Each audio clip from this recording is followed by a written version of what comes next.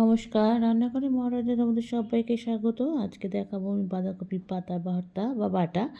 আমরা বাটাই বলি, আর ভর্তাটাও হয়েছে। চলো প্রথমেই দেখো বাঁধাকপি পাতাগুলোকে কেটে ভালো করে ধুয়ে একটু নুন দিয়ে আগে কিন্তু ভাপে বসিয়েছি, নাহলে কিন্তু বাটাটা হবে না, সেজন্য একটু ভাপে বসিয়ে নিয়েছি। আচ্ছা, বাঁধাকপির পাতাটা কিন্তু আমার ভাপানো হয়ে গেছে। এবার বাঁধাকপির পাতাগুলোকে জল ঝরিয়ে নিয়েছি, এটা ঝরিয়ে নিয়ে নিয়েছি। আচ্ছা, এছাড়া দিয়েছি 3টে কাঁচা লঙ্কা, আর দিয়ে দেবো রসুন কোয়া। রসুন তো দিতেই হবে, এবার যেহেতু ভর্তা করব বা বাটা করব, সেই জন্য কিন্তু রসুন লাগবেই। এবার এগুলোকে কিন্তু মিক্সিটা দিয়ে আমি খুব ভালো করে একটা মিহি পেস্ট করে নেব। আচ্ছা, মিক্সিতে নিয়ে নিয়েছি। মিক্সির মধ্যে চলো আর কি পাতাগুলো, লঙ্কা পাতা পাতাটা দেখো ভালো করে নিয়ে মানে একটুকুন ছাড়িয়ে নিয়েছি।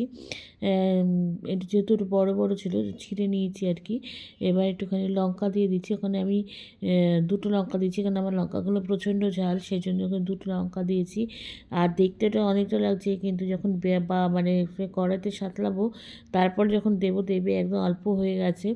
আর রসুন দিয়ে দিয়েছি। আচ্ছা, এখানে আমি একসঙ্গে একটু কালো জিরেও কিন্তু বেটে নেব। কালো জিরেটা ফোড়নে আর দেবো না, কালো জিরেটা কিন্তু এর সঙ্গে বেটে নেব। আচ্ছা, কড়াইতে কিন্তু তেল গরম করে নিয়েছি, তেলটা কিন্তু গরম হয়ে গেছে।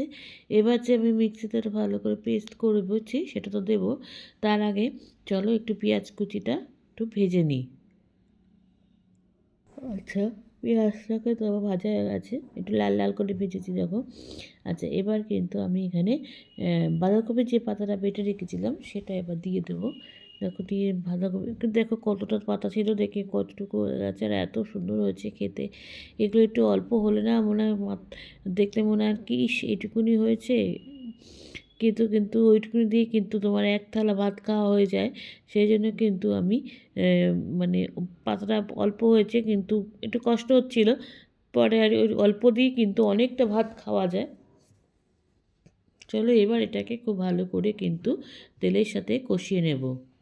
এবার চলো এবার কিন্তু বাঁধাকপির পাতাটা কিন্তু খুব ভালো করে কিন্তু অনেকটা কিন্তু কষে গেছে। আর এটা কিন্তু বাড়িয়ে কষানো যাবে না, একটু আস্তে আছে করতে হবে, একটু সময় নিয়ে করতে হবে। খেতে যেমন টেস্ট, রান্নাটা কিন্তু করতে একটু সময় লাগে। এবার এখানে দেখো আমি একটু হলুদ দিয়ে দিয়েছি, হলুদ গুঁড়ো দিয়ে দিয়েছি। আর একটু চিনি দেবো, যেহেতু ঝাল নুন সব আছে, একটু চিনি না দিলে ব্যালেন্স হবে না, সেই জন্য একটু চিনি দিয়ে দিলাম। এবার এটাকে আবার খুব ভালো করে নাড়াবো, এবং একদম যতক্ষণ না টেনে যাবে ততক্ষণ কিন্তু খুব ভালো করে কড়াইতে এটা ভালো করে কিন্তু শুকিয়ে নেব। আচ্ছা, বাঁধাকপির পাতাগুলো একদম শুকিয়ে গেছে, দেখো শুকিয়ে কয়টুকুনি হয়ে গেছে, আর একদম কড়াই থেকে কিন্তু ছেড়ে দিয়েছে, কড়াই থেকে গাটা ছেড়ে দিয়েছে। এবার কিন্তু এটা আমার একদম রেডি হয়ে গেছে। আচ্ছা, হয়ে গেছে আমার একদম বাঁধাকপি পাতার ভর্তা বা বাটা। আমি কিন্তু ভীষণ ভালো খেয়েছি, তোমরা কিন্তু বাড়িতে এইভাবে ট্রাই করো, আমাকে জানিও লাইক কমেন্ট শেয়ারের মাধ্যমে। তোমরা যারা আমার চ্যানেলটিকে সাবস্ক্রাইব করে আমার সঙ্গে রয়েছো, তাদের জন্য রয়েছে অসংখ্য অসংখ্য ধন্যবাদ।